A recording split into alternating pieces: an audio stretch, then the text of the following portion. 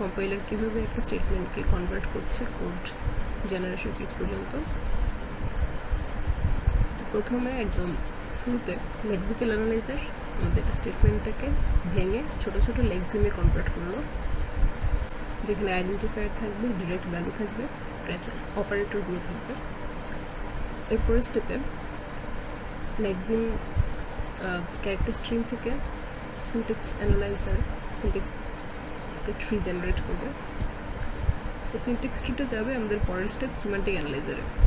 Semantic analyser এই ট্রিতে দেখবে যে সিম্যান্টিক কনসিস্টেন্সি বা অপারেন্ট সব ঠিক আছে কিনা। যদি সব ঠিক থাকে দেন পরের স্টেপ ইন্টারমিডিয়েট কোড জেনারেশনে সেটাকে পাঠাবে।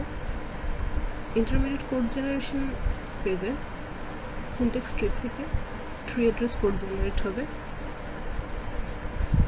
ট্রি অ্যাড্রেস কোড জেনারেট হয়ে গেলে পরের কাজটা হচ্ছে ট্রি অ্যাড্রেস কোডগুলোকে অপটিমাইজ করা, মানে সেই কোডগুলোকে ছোট করা যায় কিনা দেখা।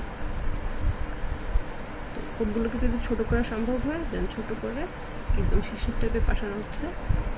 শেষের স্টেপটা হচ্ছে কোড জেনারেটর, যেখানে আমরা ইন্টারমিডিয়েটলি কিছু রেজিস্টারের ভ্যালু স্টোর করবো, ভ্যালু লোড করবো, করে সেগুলোকে যোগ বিয়োগ গুণ বা ভাগ যেটা দরকার হবে সেই অপারেশনগুলো কমপ্লিট করার পরে একদম লাস্ট স্টেপে মেমোরিতে স্টোর করে দেবো।